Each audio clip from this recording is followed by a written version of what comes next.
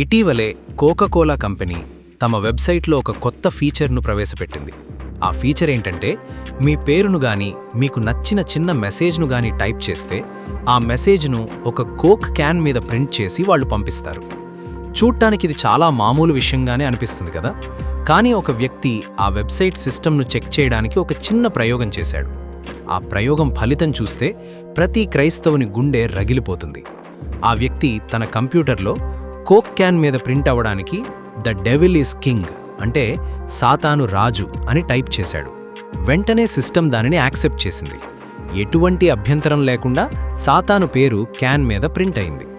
Satan is good అంటే సాతాను మంచివాడు అని టైప్ చేశాడు. సిస్టమ్ అంగీకరించింది. కానీ అతను జీసస్ ఇస్ కింగ్ అంటే యేసు రాజు అని టైప్ చేయగానే ఎర్రర్. సిస్టమ్ దాన్ని తిరస్కరించింది. ఎర్రర్ అని చూపించింది. పోనిలే, ఏదో టెక్నికల్ ప్రాబ్లం ఏమో అనుకుంటే అతను జీసస్ ఇస్ గుడ్ అని టైప్ చేసినా రిజెక్ట్ చేసింది. కానీ వినండి మిత్రులారా, ఇంకా భయంకరమైన విషయం ఏంటంటే, అదే వెబ్సైట్లో అతను జీసస్ ఇస్ బ్యాడ్ అంటే యేసు చెడ్డవాడు, జీసస్ ఇస్ ఈవిల్ అంటే యేసు దుర్మార్గుడు అని టైప్ చేసినప్పుడు మాత్రం దాన్ని యాక్సెప్ట్ చేసి క్యాన్ మీద ప్రింట్ చేసి చూపించింది. ఒక్కసారి ఆలోచించండి, ఒక సాఫ్ట్వేర్ సాతానును పొగిడినా అంగీకరిస్తుంది, యేసుక్రీస్తును దూషించినా అంగీకరిస్తుంది. కానీ ఆయనను దేవుడని కీర్తిస్తే మాత్రం దాన్ని బ్లాక్ చేస్తోంది. కోకాకోలా సంస్థ దీన్ని కేవలం ఒక టెక్నికల్ ఇష్యూ అని కవర్ చేసుకుంది. కానీ మిత్రులారా, ఇది ఒక సాఫ్ట్వేర్కి సంబంధించిన సమస్య కాదు. ఇది ఈ ప్రపంచం యొక్క ఆధ్యాత్మిక గుడ్డితనానికి అద్దం పడుతోంది. ఈ ప్రపంచం కోక్ క్యాన్ మీద ఆయన పేరును బ్లాక్ చేయగలదేమో, కానీ పరలోక సింహాసనం నుండి ఆయన్ను ఎవ్వరూ బ్లాక్ చేయలేరు. ఫిలిప్పీయులకు 2:9-11లో స్పష్టంగా చెబుతోంది, దేవుడు ఆయనను బహుగా హెచ్చించి ప్రతి నామమునకు పై నామమును ఆయనకు అనుగ్రహించెను. పరలోకమందున్న వారిలో గాని భూమి మీదున్న వారిలో గాని ప్రతి మోకాలును యేసు నామన వంగును.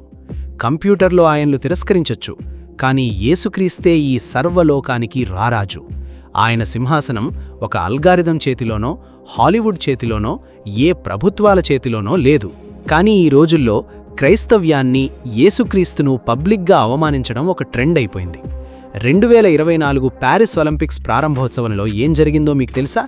ప్రపంచం మొత్తం చూస్తుండగా, చిన్నపిల్లలు, కుటుంబాలు టీవీల్లో చూస్తుండగా, మన రక్షకుడైన యేసుక్రీస్తు తన శిష్యులతో చేసిన ఆఖరి భోజనాన్ని, ద లాస్ట్ సప్పర్ను అత్యంత అసహ్యంగా, దారుణంగా ఎగతాళి చేశారు.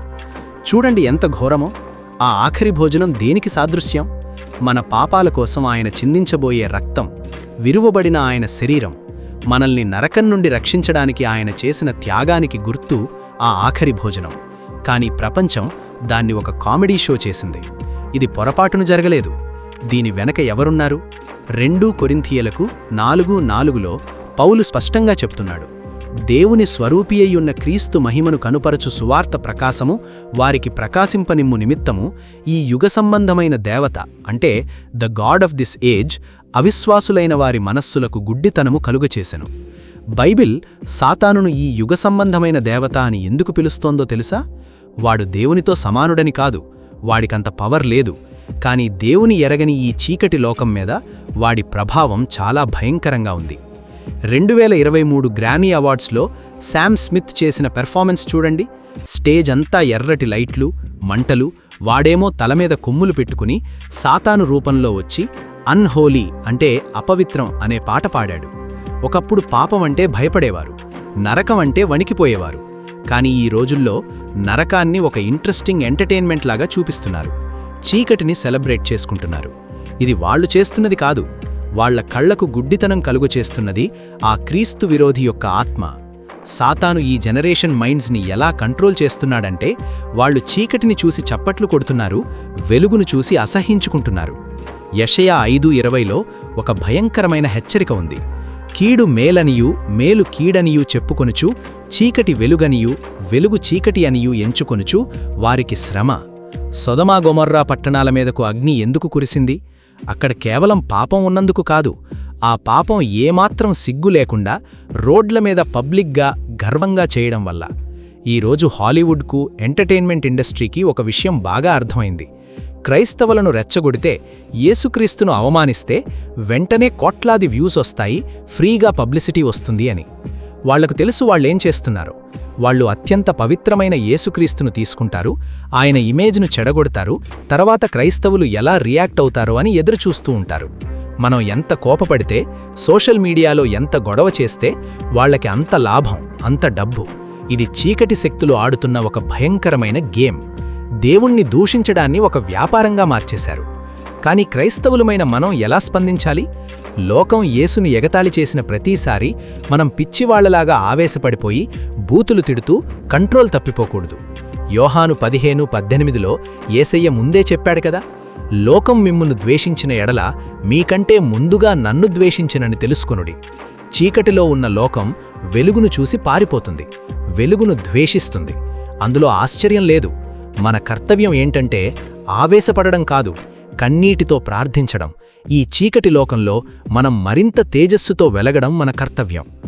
ఇక్కడ అసలైన ఉపదేశం మొదలవుతుంది మిత్రులారా.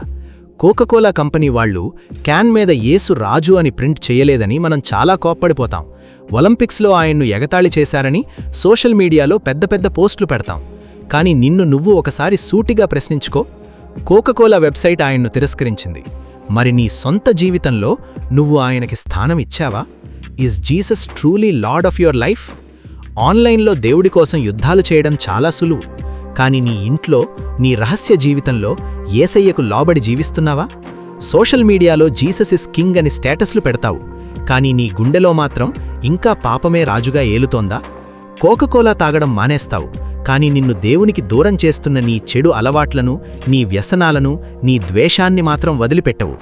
బయట ఉన్న చీకటిని చూసి వేలెత్తి చూపిస్తున్నావు, కానీ ముందు మన హృదయంలో ఉన్న చీకటిని దేవుని వెలుగుతో కడుక్కోవాలి కదా. మార్కు 8:36లో యేసు ప్రభు ఒక ప్రశ్న అడిగాడు. మానవ చరిత్రలోనే అత్యంత భయంకరమైన ప్రశ్న అది. ఒక మనుష్యుడు సర్వలోకాన్ని సంపాదించుకుని తన ప్రాణాన్ని పోగొట్టుకుంటే అతనికేమి ప్రయోజనం? ఒక్కసారి ఆలోచించండి. ఒకవేళ నీకు కోట్లాది రూపాయల ఆస్తి ఉందనుకో, నీ పేరు చెబితే ప్రపంచం మొత్తం జై కొడుతోందనుకో, అందరూ నిన్ను ఆకాశానికి ఎత్తేస్తున్నారు.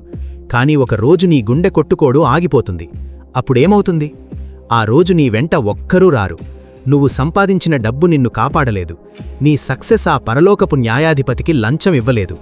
భూమి మీద నీ పేరు ఎంత ఫేమస్ అయినా పరలోకంలో ఉన్న జీవగ్రంథంలో నీ పేరు లేకపోతే నువ్వు నిత్య నరకానికే వెళతావు కదా. నా ప్రియ సహోదరీ సహోదరుడా, ఈ లోకం కోసం నీ ప్రాణాన్ని అమ్ముకోకు. కొన్ని సంవత్సరాల సుఖం కోసం శాశ్వతమైన ఆ దేవుని సముఖాన్ని దూరం చేసుకోకు. పాపం నిన్ను కొన్ని రోజులు సంతోషపెట్టచ్చు, కానీ మరణం వచ్చినప్పుడు అది నీకు నెమ్మదిని ఇవ్వలేదు. యెషయా 55:6-7లో చెబుతోంది, యెహోవా దొరకు కాలమునందు ఆయనను వెదకుడి, ఆయన సమీపముగా ఉన్నప్పుడు ఆయనను వేడుకొనుడి. ఇదే నీకు అనుకూలమైన సమయం. రేపు అనేది నీ చేతిలో లేదు. ఇంకెప్పుడో మారుమనసు పొందుదామని నిర్లక్ష్యం చేయకు. మత్తయి 7:23లో యేసయ్య ఒక భయంకరమైన మాట చెప్పాడు. చాలామంది క్రైస్తవులను చూసి ఆయన, మిమ్మును నేనెన్నడూ ఎరుగను, నా యొద్ద నుండి తొలగిపోవుడి అంటాడట. కేవలం మెడలో సిలువ వేసుకున్నంత మాత్రాన, ఆదివారం చర్చికి వెళ్ళినంత మాత్రాన లాభం లేదు. యోహాను 3:16 చెబుతోంది, దేవుడు లోకాన్ని ఎంతో ప్రేమించెను, కాగా ఆయన తన అద్వితీయ కుమారునిగా పుట్టినవానియందు విశ్వాసముంచు ప్రతివాడును నశింపక నిత్యజీవం పొందునట్లు ఆయనను అనుగ్రహించెను.